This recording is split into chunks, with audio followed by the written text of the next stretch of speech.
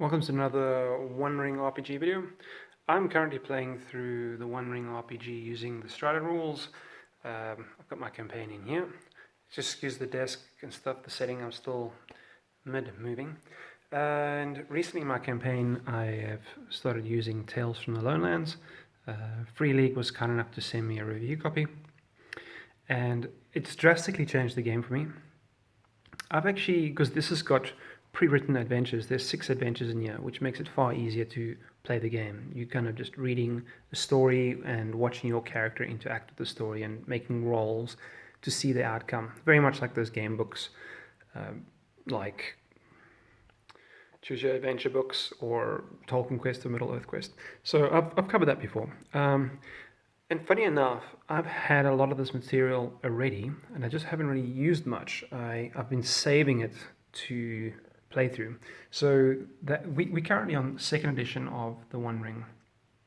And when I was working through my campaign, which was in Isengard, I was using a setting book for Isengard. I can't remember what setting book did I use, but I had a setting book I was using.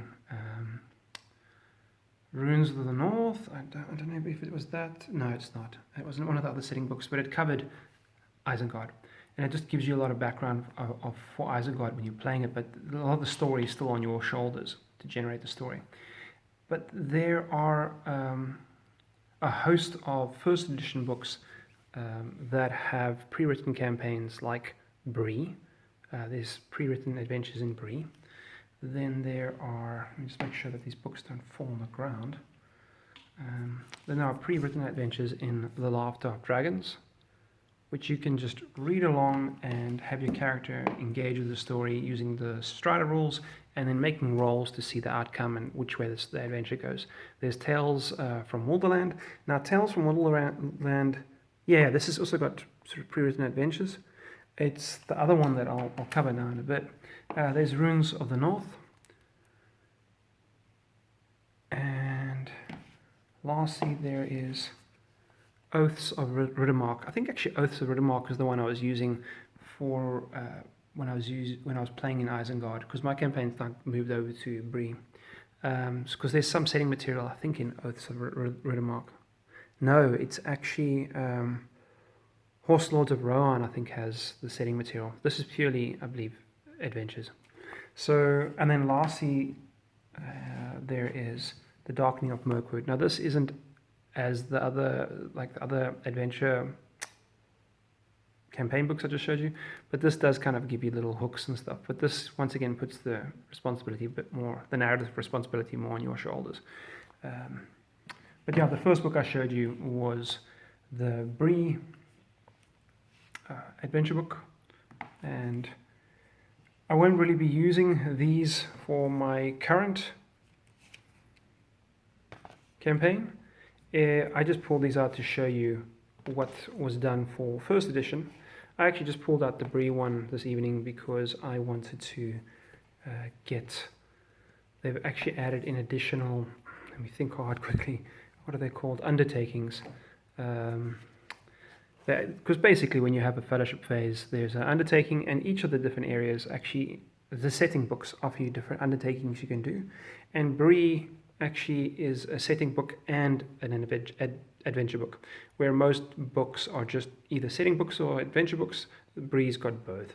And when you do a fellowship phase, you can choose an undertaking. And since my campaign has moved from Isengard to Bree, it was a pretty good book to pick up. And it just reminded me that there's a lot of adventures for the One Ring, but I'm excited that the One Ring has brought Tales from the Lonelands out, because a lot of these books are hard to find, the first edition. So it's exciting that second edition is becoming available. And I highly recommend trying it because it simplifies the game tremendously. And also just encourage people that when you're playing it, if you are like me, make the game as easy to play as possible. I used to bog things down with the rules a lot. I still do follow the rules quite strictly, but I try to move briskly through them.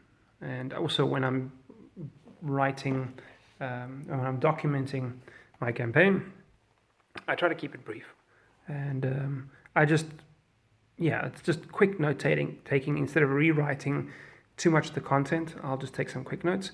And something that also works pretty well is that while I'm busy reading through the adventure book, the campaign, and they mention something my character doesn't know yet, I'll just write down there that my character doesn't know it.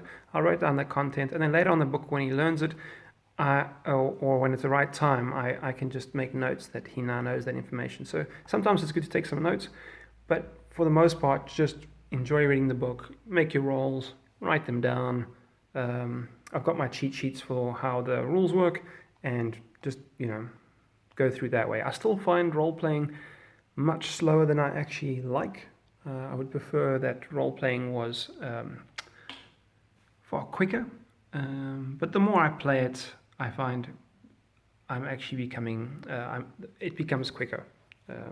So the more often I play the One Ring, I'm more familiar, I'm getting with the rules.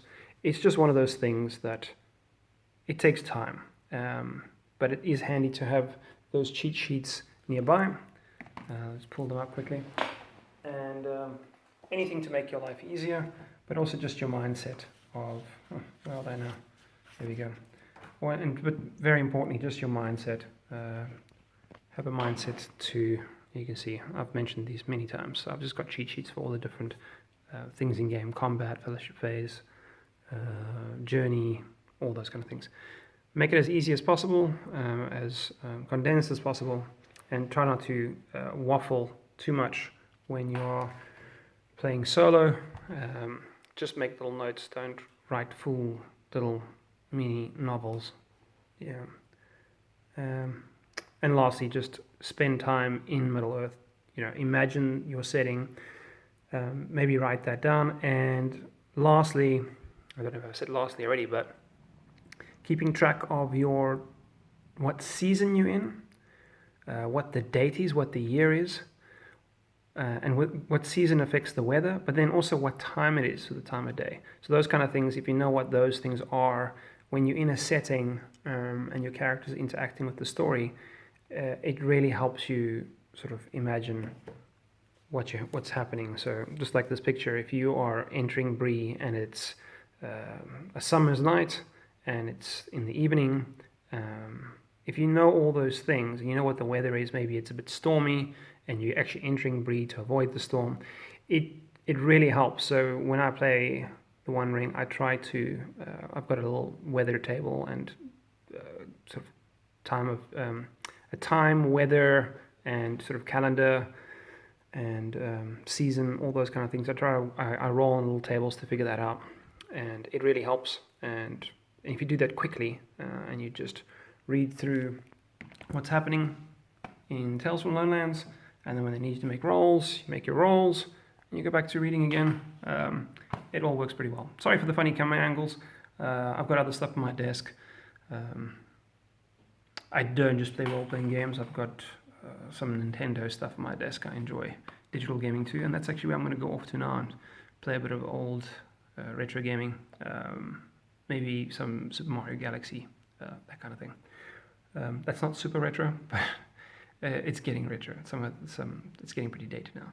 Anyways, thanks for joining me, and I try to make time once a week just to play a bit of role-playing. It does feel like it requires a bit of a commitment, but if you have the setting music playing in the background, if you allow yourself to mentally visualize your environments and take it all in, that's the whole kind of reason why I do it, is to kind of immerse myself in Middle-earth and get to experience what it's like to be there, then it's worthwhile. But time does fly, because literally the fellowship phase this evening, I was trying to work out what undertakings I'm taking, and like the rules can sometimes get in the way. But like I said, cheat sheets and just keep it brisk. But take a look at Tales from the Lonelands. It's new content, new adventures you can buy today, unlike these first edition ones I'm showing you. Don't miss out on it. It makes the world a difference. Anyways, all right, enjoy your weekends. Thanks for joining me. Bye.